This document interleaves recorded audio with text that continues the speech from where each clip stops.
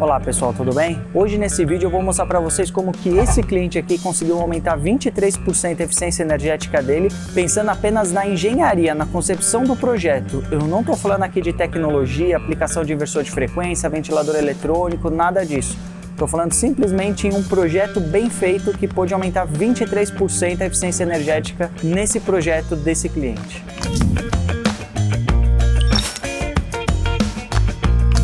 Esse cliente especificamente, ele é um armazém logístico, ele conta com 7 câmaras.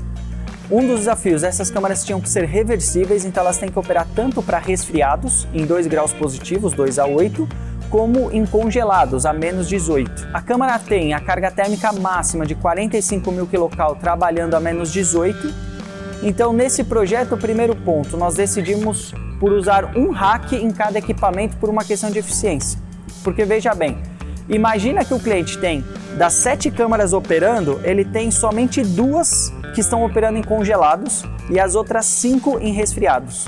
Ele teria que deixar o rack inteiro operando para congelados. Isso ia fazer com que ele gastasse muito mais energia. Então nós decidimos individualizar esses racks. E aí nós tínhamos aí 3 possíveis sistemas em mente para fazer. O primeiro deles, o sistema mais simples, que é o automático, que todo mundo ia fazer. É uma câmara de congelados, é um porte médio, então a gente não foi para amônia, foi para os fluidos sintéticos, além de outras características da instalação, tanto do local como da instalação em si. Então no primeiro sistema, imagina um sistema tradicional. Então expansão direta de R507A, evaporando a menos 30, condensando a 45, fazendo a câmara, sem nenhum outro sistema. Neste caso, pegando o COP global, ou seja, o COP dos compressores, mais outras necessidades que tem um sistema de refrigeração, nesse tipo nós chegaríamos a um COP de 1.27. E aqui vale uma observação, tá? O que é o COP quando eu falo? Esse vídeo ele é técnico, mas eu vou tentar trazer ele de maneira um pouco menos técnica, se é que é possível, se é que eu consigo. O COP é coeficiente de performance. Todo sistema de refrigeração ele tem um valor que é esse COP. Se eu digo que o COP da instalação é 1.27, significa que para eu gerar 1.27 de frio, eu gasto 1 de energia. Basicamente é isso. Porque o que é o frio? É retirar calor, é retirar energia. Então, se eu gero 1.27 kW de capacidade de refrigeração e consumo 1 kW só de energia, meu COP é 1.27. Basicamente, essa é a ideia do COP. Então, qual que é o nosso objetivo? Tornar esse coeficiente, tornar o COP o mais alto possível, tá? Então, quanto mais alto for nosso COP, melhor é o nosso sistema. Então, imaginando aquele nosso sistema básico, tá? Trabalhando aqui menos 30 mais 45, R507, sem nenhuma complicação. Então, para tocar essa câmara especificamente de 45.000 kcal, nesse sistema 1, o sistema básico, nós precisaremos de 2 compressores de 6 cilindros e 35 cavalos, tá? E nós iríamos deslocar 2.000 kg por hora de fluido refrigerante. Por que esses 2.000 kg por hora é importante? Porque isso aí diz pra gente o tamanho das nossas tubulações, tá?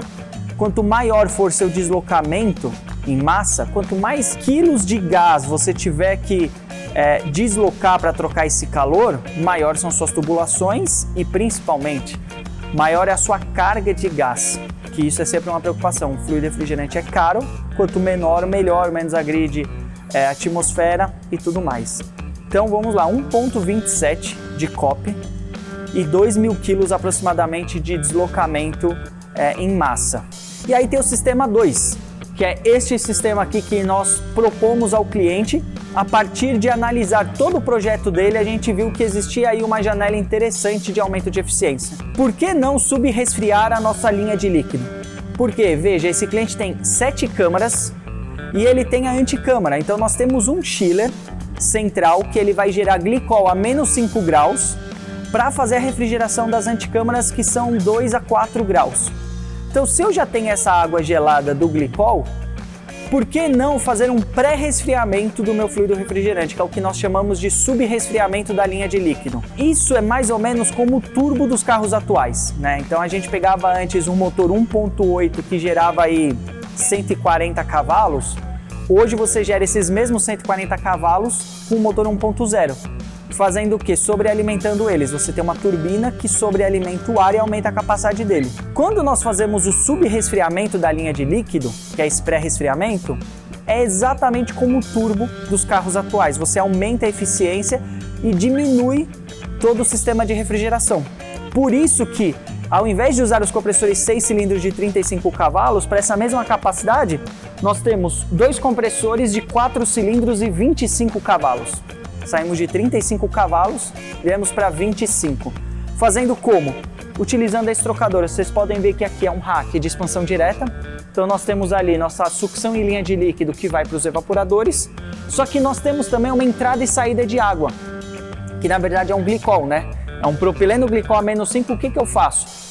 A nossa linha de líquido, quando sai do condensador, ela vai sair ali por volta de 43 graus, 42 graus. Quanto mais fria ela chegar ao evaporador, melhor é a eficiência do meu sistema. Então o que eu faço? Eu faço um pré-resfriamento dela. Então aqui eu tenho um trocador de calor. Então a minha linha de líquido vem do condensador, passa pelo meu filtro secador. Do filtro secador, entra num trocador de placas e aqui ela sai subresfriada. Então ela sai mais fria. Eu tenho meu glicol entrando a -5 e eu tenho aqui a minha linha de líquido saindo a 0 graus. Então, por isso que ela já está isolada. E essa linha de líquido ela já vai pré-resfriada para o meu evaporador. E aí, qual que é a minha grande vantagem? A grande vantagem aqui tá, primeiro, diminuição do sistema.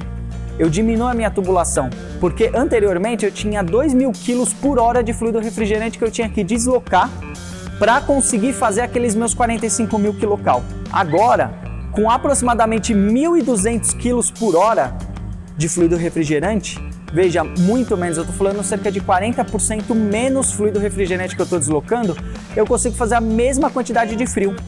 Isso significa o seguinte, eu vou proporcionalmente diminuir o diâmetro das minhas tubulações, ou seja, vai ficar mais barato a minha instalação. Claro que globalmente eu estou aumentando a carga térmica do chiller, isso não quer dizer que globalmente vai sair mais barato, não é isso.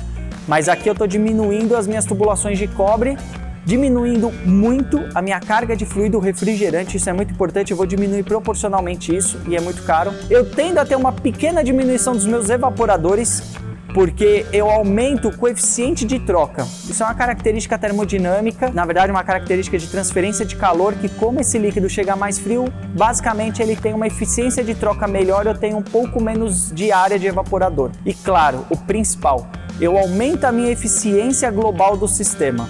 Antes, nós tínhamos ali um COP de 1.27. Nesse novo sistema, eu vou para um COP de 1.57. Então, isso daí é um aumento considerável. Nós estamos falando ali na casa de 23, 24% de aumento de eficiência. E importante, eu estou falando de COP global. O que eu estou pegando nesse caso?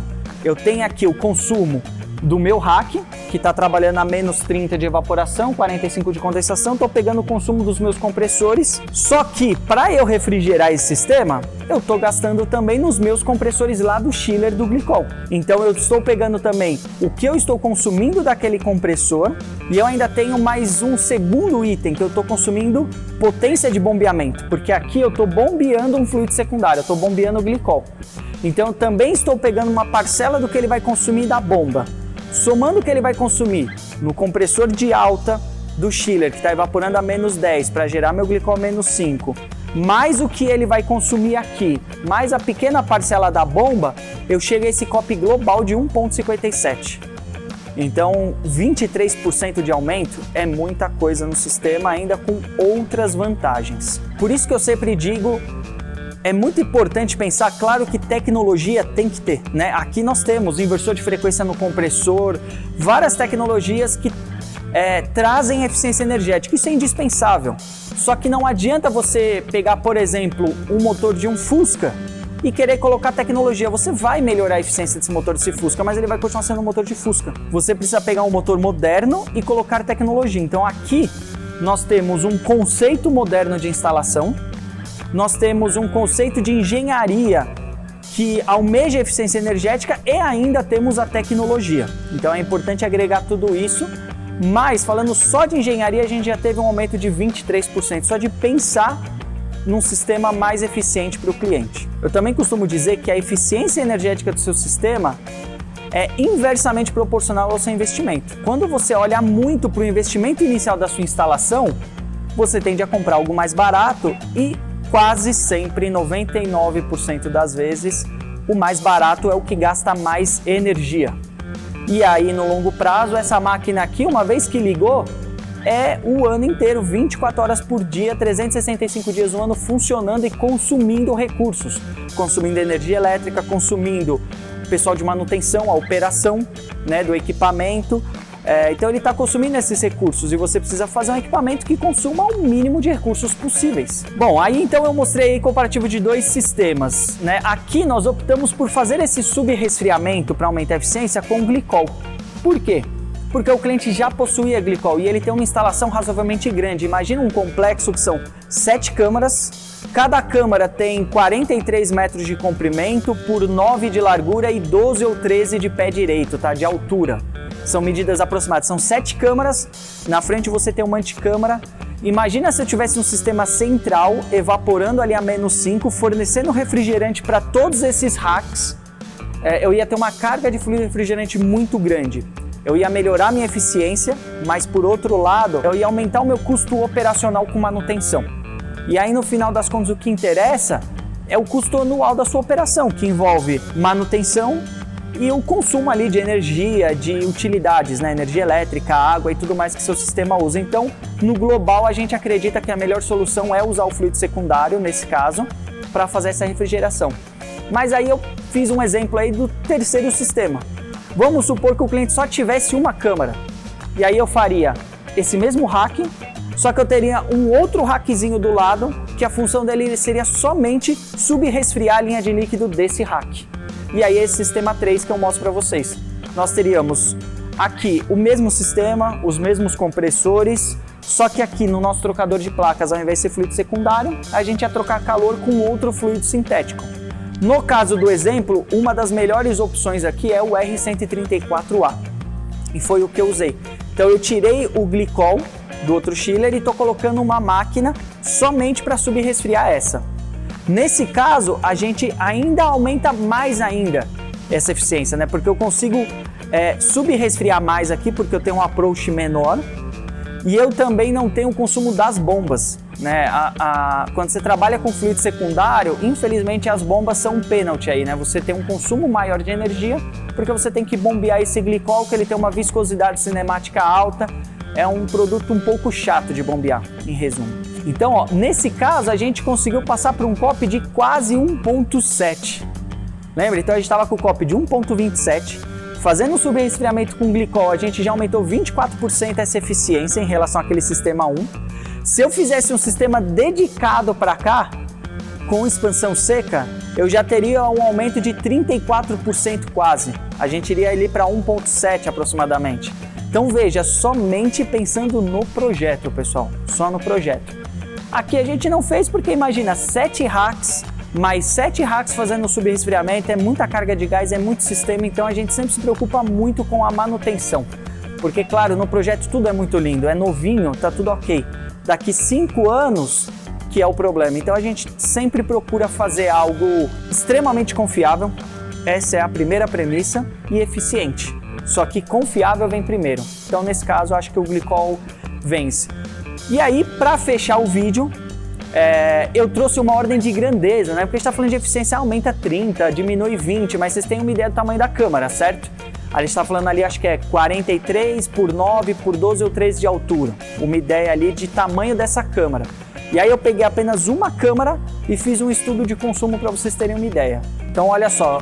Se a gente pegar as premissas, tá? Claro que vai depender da sua região, depende de uma série de fatores. Mas eu peguei aí valores bem plausíveis.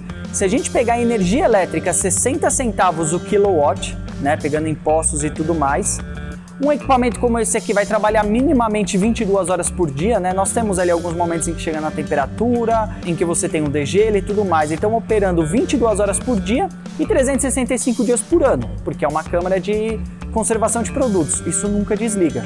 Então é o ano inteiro funcionando.